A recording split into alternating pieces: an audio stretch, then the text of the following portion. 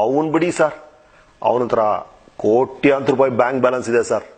ಇನ್ನೂ ಕೆಲವು ಸಾರ್ ಅವ್ರ ಫ್ಯಾಮಿಲಿನ ರಿಚ್ ಫ್ಯಾಮಿಲಿ ಸಾರ್, ಚಿನ್ನದಲ್ಲೇ ಉರುಳಾಡ್ತಾರ ಸಾರ್ ಅಂತಾರೆ. ಇದೆಲ್ಲ ಭ್ರಮೆ.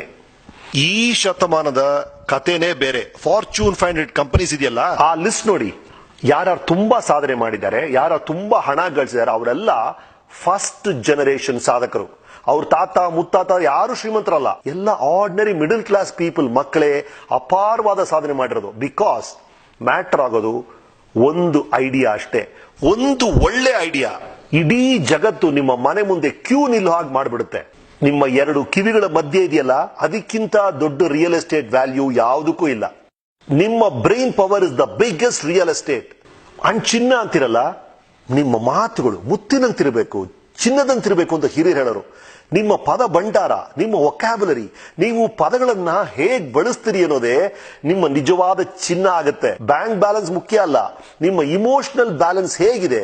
ಕೋಪವನ್ನ ಹಿಡಿತದಲ್ಲಿಡಕ್ ಸಾಧ್ಯ ಆದ್ರೆ, ನಿಮ್ಮ ಇಮೋಷನ್ ನೀವು ಬ್ಯಾಲೆನ್ಸ್ ಅಲ್ಲಿ ಇಟ್ರೆ ಎಲ್ಲಾ ಬ್ಯಾಂಕ್ ಬ್ಯಾಲೆನ್ಸ್ ಗಿಂತ ಅದು ಮುಖ್ಯ ಆಗುತ್ತೆ. ಅಂಡ್ ವಾಹನಗಳು, ಅವನ ಹತ್ರ ಆ ಕಾರ್ ಇದೆ, ಈ ಕಾರ್ ಇದೆ. ಯಾವ ಕಾರ್ ರೀ? ಸಪೋಸ್ ಒಂದು ಹೊಸ ಕಾರ್ ತಗೊಂಡು ಅಲ್ಲೋಗಿ ಡಿಕ್ಕಿ ಹೊಡಿತೀರಾ, ಆಮೇಲೆ ಇಲ್ಲೋಗಿ ಡಿಕ್ಕಿ ಹೊಡಿತೀರಾ, ಅಲ್ಲೋಗಿ ಡಿಕ್ಕಿ ಹೊಡಿತೀರಾ, ಒಪ್ತೀರಾ ನೀವು? ಇಲ್ಲ ತಾನೆ. ನಿಮ್ಮ ದೇಹಕ್ಕಿಂತ ಒಂದು ಅದ್ಭುತವಾದ ವಾಹನ ಯಾವುದೇ ಇರಕ್ ಸಾಧ್ಯ ಇಲ್ಲ. ನಿಮ್ಮ ಹುಟ್ಟಿನಿಂದ ನಿಮ್ಮ ಸಾವಿನವರೆಗೆ ನಿಮ್ಮನ್ನು ಕರ್ಕೊಂಡು ಹೋಗುವ ವಾಹನ ಅಂದ್ರೆ ನಿಮ್ಮ ದೇಹ. ಆ ದೇಹವನ್ನ ನೋಡ್ಕೊಳ್ಳೋದು, ನಿಮ್ಮ ಆರೋಗ್ಯದ ಕಡೆ ಗಮನ ಕೊಡೋದು ನಿಮ್ಮ ಫಸ್ಟ್ ಡ್ಯೂಟಿ ಆಗುತ್ತೆ. ಯಾವುದೇ ಕೆಟ್ಟ ಚಟಕ್ಕೆ ಸಿಕ್ಕಾಕೊಳ್ದಾಗೆ ನಿಮ್ಮ ಆರೋಗ್ಯದ ಕಡೆ ಗಮನ ಕೊಡಿ.